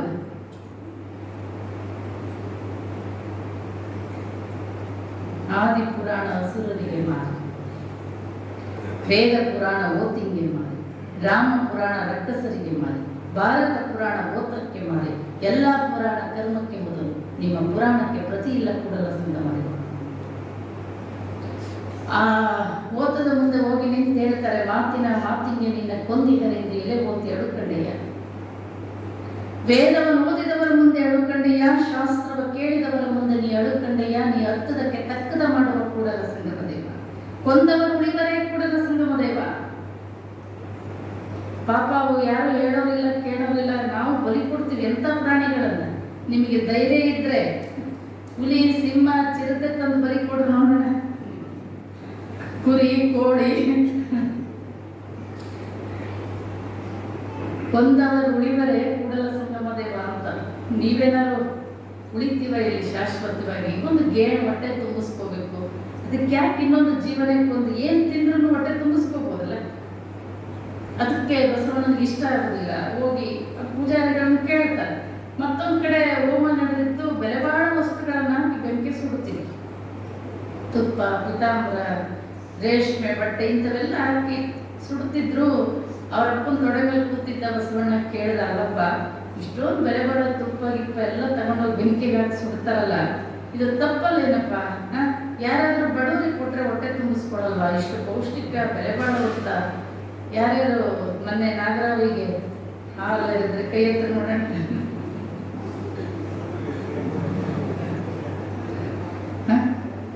ಅಲ್ಲ, ನಿಮಗೆ ಕುಡಿಸೋ ಶಕ್ತಿ ಇದ್ರೆ ನಾಗರಾವಿಗೆ ಕುಡಿಸ್ರಿ, ಬೇಡ ಅನ್ನಲ್ಲ.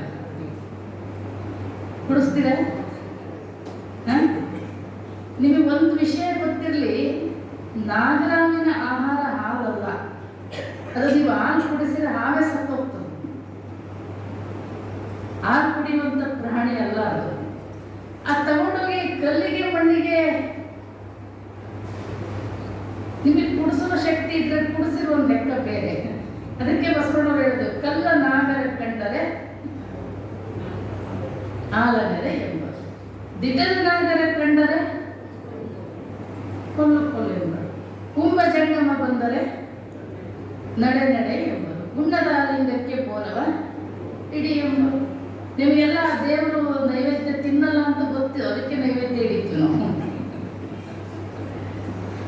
ಅವನೇನಾದ್ರು ಎದ್ದು ತಿನ್ನೋಗಿತ್ತ ಅಂದ್ರೆ ನಾವೇನು ಬಹುಶಃ ಹಿಡಿತಿರ್ಲಿಲ್ಲ ಅಂತ ಕಾರಣ. ಯಾವಾಗ ದೇವರು ಒಲಿತಾನೆ, ನಿನ್ನ ಜೊತೆಯಲ್ಲಿರ್ತಕ್ಕಂಥ ಸ್ನೇಹಿತ ಕಷ್ಟ, ನೋವು, ದುಃಖದಲ್ಲಿ ಬಳಲುವಂತ ಸ್ನೇಹಿತನನ್ನ ಪ್ರೀತಿಸದ ನೀನು ಕಾಣಲಾರದ ದೇವನನ್ನೇನು ಪ್ರೀತಿಸ. ನೊಂದವರಿಗೆ, ಬೆಂದವರಿಗೆ ಯಾರಿಗೆ ನಾವು ಮಾಡೋದು? ಉಂಡುಂಡು ದಣಿದವರ ಕರೆ ಕರೆದು ಉಣಿಸುವುದು, ಉಣ ಬೇಡಿದರೆ ಇಲ್ಲ ನಡೆಯುವುದು, ಹುಟ್ಟು ತೊಟ್ಟವರಿಗೆ ಸನ್ಮಾನ.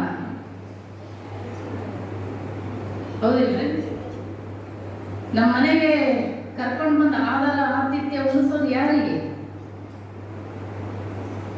ಹಸ್ತವನಿಗೆ ಕರೆಸಿ ಉಣಿಸಿದೀವೇನು?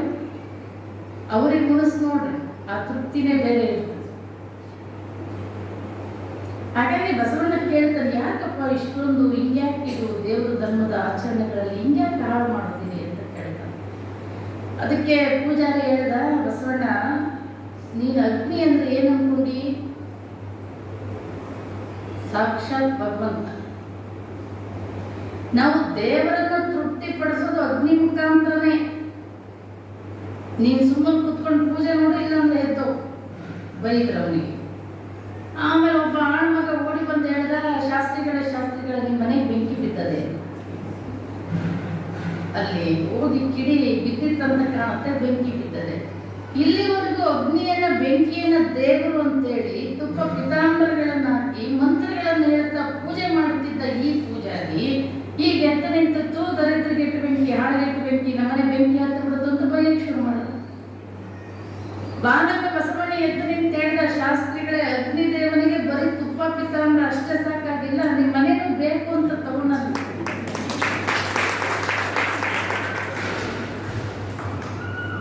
ನಿಮ್ಮ ಮನೆಗೂ ಬೇಕು ಅಂತ ತಗೊಂಡ ಜೋರಾಗಿ ಮಂತ್ರ ಹೇಳ್ರಿ. ಅಲ್ಲಿ ಯಾಕೆ ಮಂತ್ರ ಹೇಳ್ತೀರಿ? ಇಲ್ಲಿ ನಿಮ್ಮ ಮನೆಗೆ ಬೆಂಕಿ ಎತ್ತಿದ್ರೆ ಯಾಕೆ ಬೈತೀರಿ? ಅಲ್ಲಿ ಬೆಂಕಿಯಲ್ಲಿ ದೇವರು ಇವನ್ನೆಲ್ಲ ಹಾಕಿ ಪೂಜೆ ಮಾಡ್ತೀರಿ, ನಿಮ್ಮ ಮನೆಗೂ ಹುಲ್ಲಿನ ಬಣವೆಗೂ ಬೆಂಕಿ ಎತ್ತಿದ್ರೆ ಏನ್ ಮಾಡ್ತೀರಿ? ಮಂತ್ರ ಹೇಳ್ತೀರ? ಯಾವ ಗಟಾರ, ಚರಂಡಿ, ಯಾವ ನೀರು ಸಿಗ್ತದೆ, ಏನ್ ಸಿಗುತ್ತೆ ತಗೊಂಡೋಗಿ ಅದಕ್ಕೆ ಸುರಿತೀವಿ.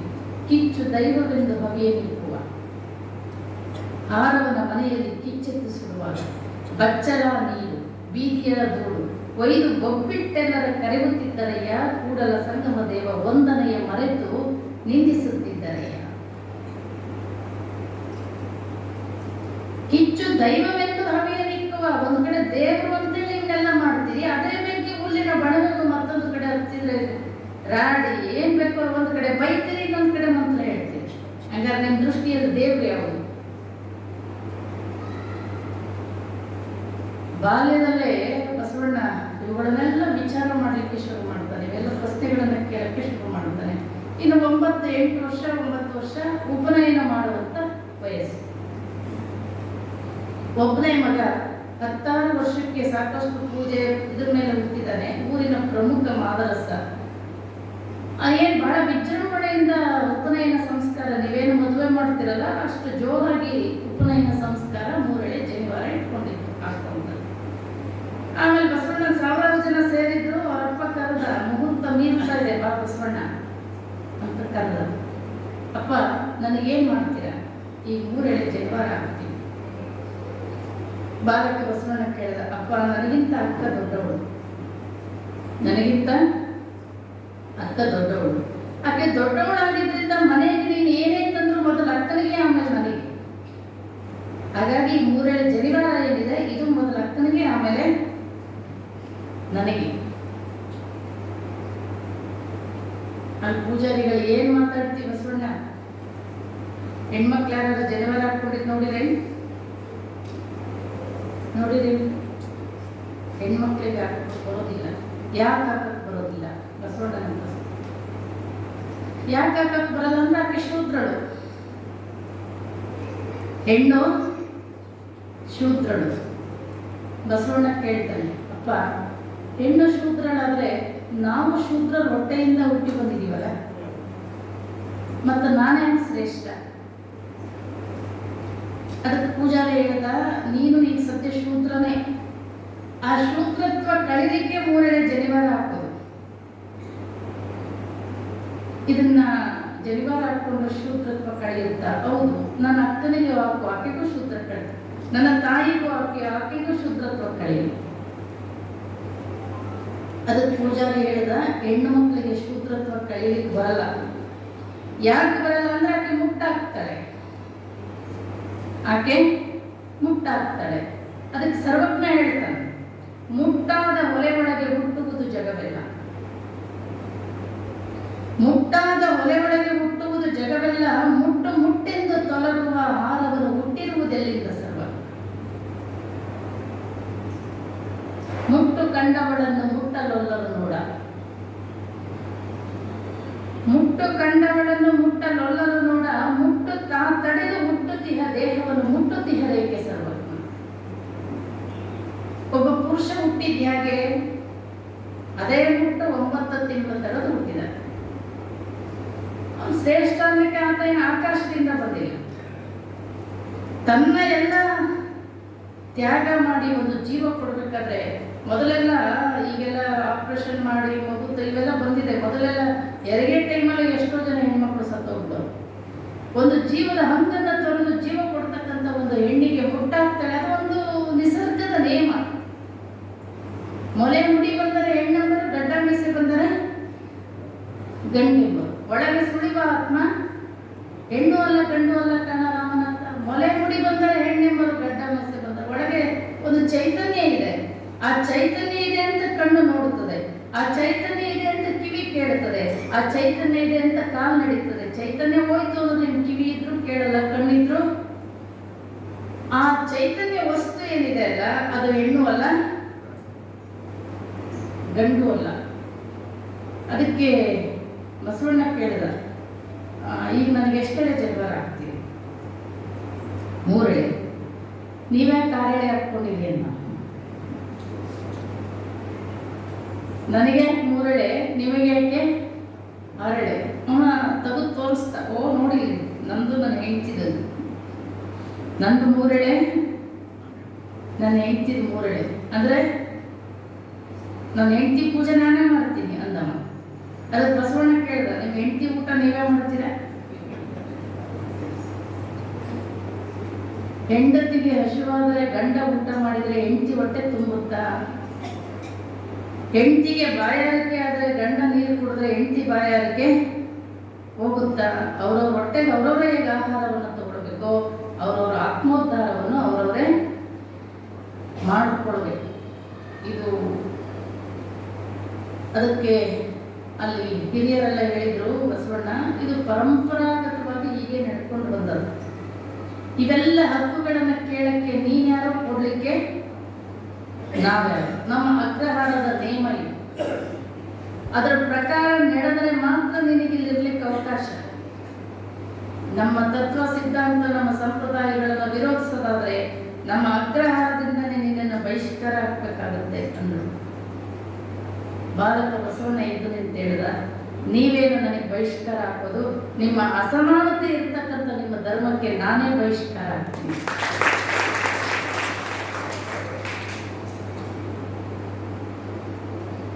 ಹಾಗಾದ್ರೆ ನಾನು ಅಗ್ರಹಾರದಲ್ಲಿ ನಿನ್ನನ್ನು ಇಟ್ಕೊಳ್ಳೋದಿಲ್ಲ, ಈಗಲೇ ಹೊರಡಲಿಕ್ಕೆ ರೆಡಿ ಇದ್ದೀನಿ ನಾನು.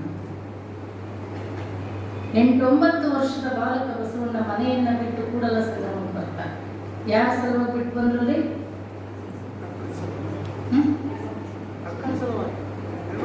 ಹೆಣ್ಣಿಗೆ ಧಾರ್ಮಿಕ ಸ್ವಾತಂತ್ರ್ಯವನ್ನ ಕೇಳಿ ಅದು ಸಿಗದೇ ಇದ್ದಾಗ, ಈ ಭೇದ ಭಾವಗಳಿರ್ತಕ್ಕಂಥ, ಸ್ಪೃಶ್ಯಾಸ್ಪೃಶ್ಯತೆ ಇರ್ತಕ್ಕಂಥ, ಅಸಮಾನತೆ ಇರ್ತಕ್ಕಂಥ ನಿಮ್ಮ ಧರ್ಮ ನನಗೆ ಬೇಡ, ನನಗೆ ಒಪ್ಪಿಗೆ ಇಲ್ಲ ಅಂತೇಳಿ ಬಾಲಕ ಬಸವಣ್ಣ ಮನೆಯಿಂದ ಬಿಟ್ಟು ಕೂಡಲ ಸಂಗಮಕ್ಕೆ ಬರ್ತಾರೆ.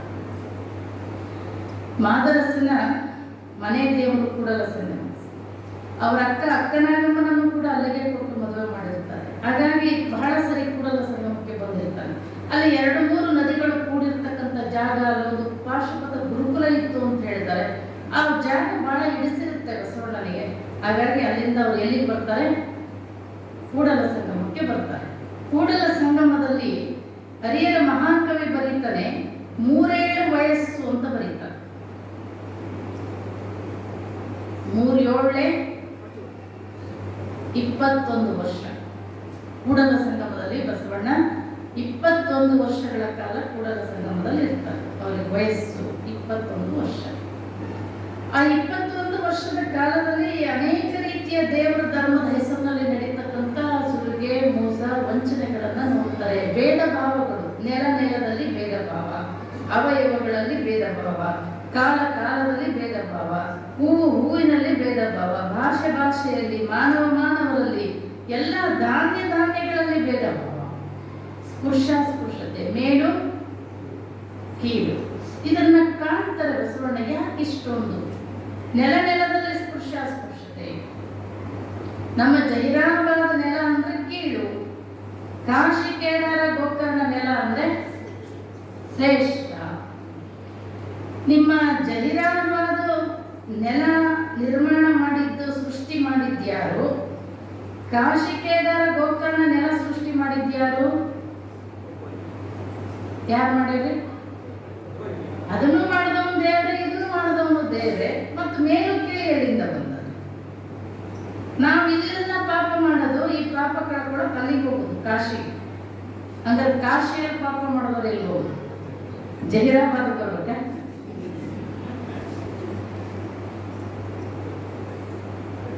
ಬಸವಣ್ಣನ ತತ್ವ ಏನಂದ್ರೆ, ಇಲ್ಲಿ ಅಸತ್ಯ ತುಂಬಿದೆ ಅಂತ ಸತ್ಯ ಹುಡ್ಕೊಂಡು ಹೋಗ್ಬೇಡ್ರಿ, ಇಲ್ಲಿ ಕತ್ತಲೆ ಇದೆ ಅಂತ ಬೆಳಕನ್ನು ಹುಡ್ಕೊಂಡು ಹೋಗ್ಬೇಡ್ರಿ, ಇಲ್ಲಿ ಅಜ್ಞಾನ ಇದೆ ಅಂತ ಜ್ಞಾನವನ್ನು ಹುಡ್ಕೊಂಡು ಹೋಗ್ಬೇಡ್ರಿ, ಇಲ್ಲಿ ಅಸತ್ಯ ತುಂಬಿದ್ರೆ ಸತ್ಯವನ್ನು ತರ್ರಿ, ಇಲ್ಲಿ ಕತ್ತಲೆ ಇದ್ರೆ ಬೆಳಕನ್ನು ತರ್ರಿ, ಇಲ್ಲಿ ಅಜ್ಞಾನ ಇದ್ರೆ ಜ್ಞಾನವನ್ನು ತರ್ರಿ. ನಿಮ್ಮ ನೆಲವನ್ನೇ ಸ್ವರ್ಗವನ್ನಾಗಿ ಮಾಡಿಕೊಳ್ಳ್ರಿ. ಇಲ್ಲೆಲ್ಲೋ ಜಾಗದಲ್ಲಿ ಹುಡುಕೊಳಕ್ ಹೋಗಿ ಅಲ್ಲ ಹುಡುಕ್ಬೇಡ್ರಿ, ಇದು ಜಾಗವನ್ನೇ ಸ್ವರ್ಗವನ್ನಾಗಿ ಮಾಡಿಕೊಂಡು ಬದುಕ್ರಿ ಅಂತಕ್ಕಂಥದ್ದು ಬಸವಣ್ಣನ ಸಿದ್ಧಾಂತ. ಎಲ್ಲನೂ ದೇವರ ಸೃಷ್ಟಿ, ಎಲ್ಲದಕ್ಕೂ ಸಮಾನವಾಗಿರ್ತಕ್ಕಂಥ ಸ್ಥಾನಮಾನಗಳಿದೆ. ಅಲ್ಲಿ ಕೀಳು, ಇಲ್ಲಿ ಮೇಲು ಅಲ್ಲ. ಮಧುರಲ್ಲಿ ಮಂಗಮ್ಮಜ್ಜಿ ಅಂತಿದ್ದು, ಅಕ್ಕಿ ಮನೆಗೇನೋ ಹುಡುಕ್ತಿದ್ದು. ಪಕ್ಕದ ಮನೆಯವ್ರು ಬಂದು ಕೇಳಿದ್ದ, ಅಜ್ಜಿ ಏನು ಹುಡುಕ್ತಾ ಇದ್ದೆ? ಅಕ್ಕಿ ಸೀರೆ ಅರ್ಧದವ ಹೊಲ್ಕೋಬೇಕಾದಿತ್ತು, ಸೂಜಿ ಹುಡುಕ್ತಾ ಇದ್ದೀನಿ. ಪಕ್ಕದ ಮನೆಯವ್ರು ಹೇಳಿದ್ಲು, ಅಜ್ಜಿ ಕತ್ಲ ಹುಡುಗಿರು ಸಿಗ್ತದೇನೋ, ಬೆಳಕ ಹುಡುಕು ಅಂದ. ಈಕೆ ಏನ್ ಮಾಡಿದ್ಲು ಮುದುಕಿ, ಮುನ್ಸಿಪಾಲ್ಟಿಯವ್ರು ಬೀದಿ ಲೈಟ್ ಹಾಕಿದ್ರಲ್ಲ, ಮುನ್ಸಿಪಾಲ್ಟಿ ಅಂತೀರೇನಂತೇನೆ, ಬೀದಿ ಲೈಟ್ ಹಾಕಿದ್ರಲ್ಲ, ಅದ್ರ ಕೆಳಗೆ ಬಂದು ಹುಡುಕತ್ತಿದ್ಲು. ಯಾರು? ಒಬ್ಬ ಹುಡುಗ ಹೊಂಟಿದ್ದ, ಒಬ್ಬ ತರುಣ. ಪಾಪ ಮುದುಕಿ ವಯಸ್ಸಾಗಿದೆ, ಏನೋ ಬಗ್ಗೆ ಹುಡುಕ್ತಾ ಇದ್ದೆ, ಕಣ್ಣಿಗೆ ಸರಿಯಾಗಿ ಕಾಣ್ತವೆ ಇಲ್ಲ. ನಾನು ಒಂಚೂರು ಹೆಲ್ಪ್ ಮಾಡೋಣ ಅಂತ ಬಂದ. ಅಜ್ಜಿ ಏನು ಹುಡುಕ್ತಾ ಇದ್ದೀಯಪ್ಪ? ಸೂಜಿ ಹುಡುಕ್ತಾ ಇದ್ದೀನಿ. ಎಲ್ಲಿ ಕಳ್ಕೊಂಡಿ? ನಮ್ಮ ಮನೆಯಾಗ ಕಳ್ಕೊಂಡಿನಿ ಅಂತ.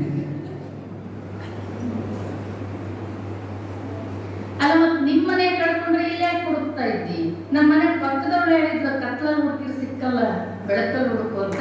ನಮ್ಮ ಮನೆಯಲ್ಲಿ ಕತ್ಲಿದೆ, ಇಲ್ಲಿ ಮುನ್ಸಿಪಾಲ್ಟಿ ಅವ್ರು ಬೀದಿ ಲೈಟ್ ಹಾಕ್ಯಾರೆ ಅಂತ.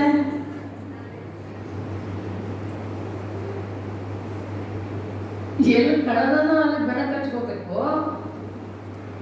ಹಂಗೆ ಇರೋ ಜಾಗದಲ್ಲಿ ಪಾಪ ಮಾಡಿರ್ತೀವಿ, ಇರೋ ಜಾಗದಲ್ಲಿ ಮೋಸ ಮಾಡಿರ್ತೀವಿ, ಇರೋ ಜಾಗದಲ್ಲಿ ವಂಚನೆ ಮಾಡಿರ್ತೀವಿ, ಇರೋ ಜಾಗದಲ್ಲಿ ಇನ್ನೊಬ್ಬರಿಗೆ ಆಘಾತ ಮಾಡಿರ್ತೀವಿ, ಮನಸ್ಸಿಗೆ ನೋವು ಕೊಟ್ಟಿರ್ತೀವಿ. ಇಲ್ಲಿ ಮಾಡಿರೋ ಪಾಪನ ಯಾರೋ ದೇವಸ್ಥಾನಗಳು ಹುಡ್ಕೊಂಡು ಹೋದ್ರೆ, ಉಳ್ಳವರು ಶಿವಾಲಯವ ಮಾಡೋರು, ಇದ್ದವರು ಕಟ್ಕೊಂಡಿದ್ದಾರೆ ದೇವಸ್ಥಾನಗಳನ್ನ. ಪಾಪ ಮಾಡಿರೋದಿಲ್ಲಿ ಒಬ್ಬರ ಮನವನ್ನು ಊಹಿಸಿ, ಒಬ್ಬರ ಮನವ ಘಾತವ ಮಾಡಿ ಗಂಗೆಯಲ್ಲಿ ಮುಳುಗಿ ತೊಡೆಯನ. ಒಬ್ಬರ ಮನವನ್ನು ನೋಯಿಸದವನೇ, ಒಬ್ಬರ ಮನವ ಘಾತವ ಮಾಡದವನೇ ಪರಮ ಪಾವನ. ಯಾರಿಗೋ ಮೋಸ, ವಂಚನೆ, ಇನ್ನೊಬ್ರಿಗೆ ನೋವು ಕೊಟ್ಟು ಎಲ್ಲೋ ಪಾಪ ಕಳ್ಕೊಳಕ್ ಹೋದ್ರೆ ಆ ಮುದುಕಿ ಕಳ್ಕೊಂಡಾಗ ಸೂಜಿ ಹುಡುಕ್ಬೇಕು. ನಿಮ್ಮ ಪಾಪ ಪರಿಹಾರ ಆಗ್ಬೇಕಂದ್ರೆ ಯಾರಿಗೆ ನೋವು ಮಾಡಿದಾರ ಹೋಗಿ ಸಾರಿ ಕೇಳ್ರಿ. ಪಶ್ಚಾತ್ತಾಪದಿಂದ ಒಂದಿಷ್ಟು ನಾನು ಮಾಡಿದ ತಪ್ಪಾಗಿದೆ, ಅವ್ರ ಮನಸ್ಸಿಗೆ ನೆಮ್ಮದಿ ಕೊಡ್ರಿ. ಅವಾಗ ನಿಮ್ಮ ಪಾಪ ಕಳೀತದೆ. ಎಲ್ಲೋ ಪಾಪ ಮಾಡಿ ಯಾರಿಗೋ ಮಾಡಿ ಎಲ್ಲೋ ಹೋಗಿ ನಿಮ್ಮ ಪಾಪ ಹೋಗ್ಲಿಕ್ಕೆ ಸಾಧ್ಯನ? ನಿಜವಾಗ್ಲೂ ದೇವರು ಎದು ಕೊಲಿತಾನೆ ಅಂದ್ರೆ ಅದನ್ನ ದೇವರು ಎದು ಕೊಲಿತಾನೆ ಅಂತಕ್ಕಂಥ ಪ್ರಜ್ಞೆ ಇವತ್ತು ನಮ್ಗೆ ಇಲ್ಲೇ ಇಲ್ಲ. ಬರೀ ಅಳೆಯುತ್ತಾ ಅಳೆಯುತ್ತಾ ಬಳಲುವರಲ್ಲದೆ ಕೊಳಗ ಬಳಲುವುದೇ, ನಡೆಯುತ್ತಾ ನಡೆಯುತ್ತಾ ಬಳಲುವರಲ್ಲದೆ ಬಟ್ಟೆ ಬಳಲುವುದೇ, ನಿಜವನ್ನರಿಯದ ಭಕ್ತ ಬಳಲುವನಲ್ಲದೆ ಲಿಂಗ ಬಳಲುವುದೇ. ಈ ಮೂಢನಂಬಿಕೆಗಳನ್ನ ಮಾಡ್ತಾ ಮಾಡ್ತಾ ನಿಮ್ಮ ಸಮಯ ವ್ಯರ್ಥ ಆಗಿರುತ್ತೆ ವಿನಃ ನಿಮ್ಮ ಭಕ್ತಿ ದೇವರಿಗೆ ಎಳ್ಳುಕಾಳಷ್ಟು ಮುಟ್ಟಿರೋದಿಲ್ಲ. ನಮ್ಮ ಹತ್ರ ಹುಡುಗಿ ಬಂದಿದ್ದು, ಬಾಳೆಹಣ್ಣು ಕೊಡ್ಲಿಕ್ಕೆ ಹೋದೆ. ಆಕೆ ಹೇಳಿದ ಆಮೇಲೆ ನಾನು ಬಾಳೆಹಣ್ಣು ತಿನ್ನಲ್ಲ ಅಂತ. ಯಾಕೆ ತಿನ್ನಲ್ಲ? ದೇವ್ರ ಸಲುವಾಗಿ ಬಿಟ್ಟಿನ್ರಿ ಅಂತ. ದೇವ್ರ ಸಲುವಾಗಿ ಬಿಟ್ಟಿನಿ. ಯಾರು ಕೊಟ್ಟಿದ್ದು ಬಾಳೆಹಣ್ಣು? ಯಾರು ಕೊಟ್ಟಿದ್ರಿ? ನೀವೇನು ದೇವರಿಗೆ ನೈವೇದ್ಯ ಅಂತ ತಿಳಿತೀರಿ, ಏನು ಅರಕೆ ಹೊತ್ತು ಕೊಡ್ತೀನಿ ಅಂತ ಏನು ಮಾಡ್ತೀರಲ್ಲ, ಇದನ್ನೆಲ್ಲ ಕೊಟ್ಟಿದ್ಯಾರು? ಮತ್ತು ಅವನದೇ ತಗೊಂಡು ಅವನಿಗೇನು ಕೊಡ್ತೀರಿ? ಅವನದೇ ತಗೊಂಡು ಅವನಿಗೇನು ಕೊಡ್ತೀರಿ? ಅವನಿಗೆ ಕೊಡ್ಬೇಕಾಗಿರೋದು ಏನು? ಬಾಳೆಹಣ್ಣು ಬಿಟ್ಟವರು ಉಂಟು, ತುಪ್ಪ ಬಿಟ್ಟವರು ಉಂಟು, ಸೊಪ್ಪು ಬಿಟ್ಟವರು ಉಂಟು, ಒಪ್ಪತ್ತಿನ ಊಟ ಬಿಟ್ಟವರು ಉಂಟು, ತಪ್ಪು ಬಿಟ್ಟವರನ್ನು ಒಬ್ಬರನ್ನು ಕಾಣೆ.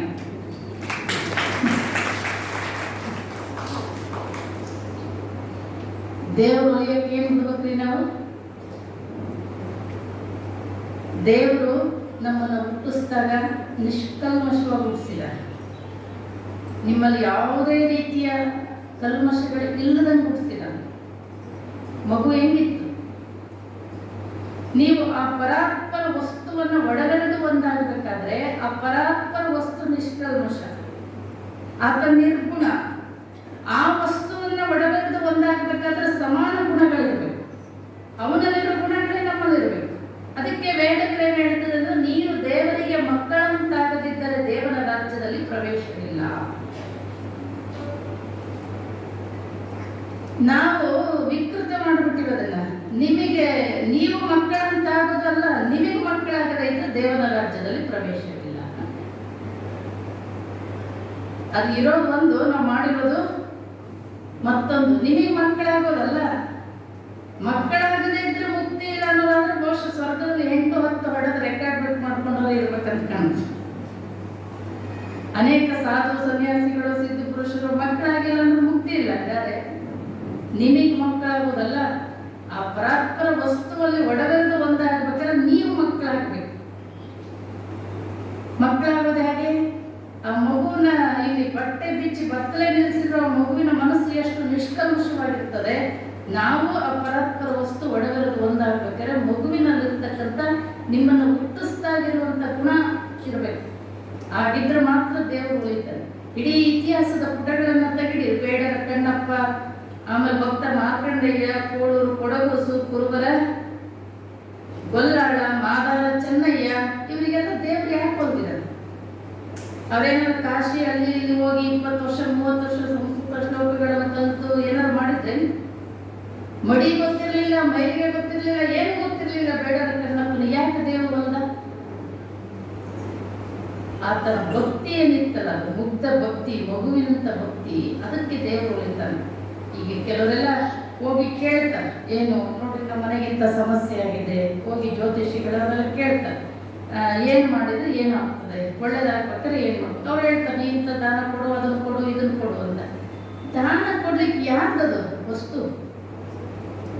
ಇದಕ್ಕೆ ದೇವರು ಉಳಿಯೋದಿಲ್ಲ. ದೇವರು ಉಳಿಸುವ ಪರಿ ಯಾವುದು ಅಂದ್ರೆ ಬಸವಣ್ಣವ್ರು ಸರಳವಾಗಿ ಹೇಳಿದ್ರು, ಇವನ್ನೆಲ್ಲ ಅಲ್ಲ. ದೇವರು ಉಳಿಸುವ ಪರಿ ಕಳಬೇಡ, ಕೊಲಬೇಡ, ಕುಸಿಯ ನುಡಿಯಲು ಬೇಡ, ಮುನಿಯಬೇಡ, ಅನ್ಯರಿಗೆ ಅಸಹ್ಯ ಪಡಬೇಡ, ತನ್ನ ಬಣ್ಣಿಸಬೇಡ, ಇದಿರು ಅಳಿಯಲು ಬೇಡ. ಇದೇ ಅಂತರಂಗ ಶುದ್ಧಿ, ಇದೆ ಬಹಿರಂಗ ಶುದ್ಧಿ, ಇದೇ ನಮ್ಮ ಕೂಡಲ ಸಂಗಮ ದೇವನುಳಿಸುವ ಪರಿ.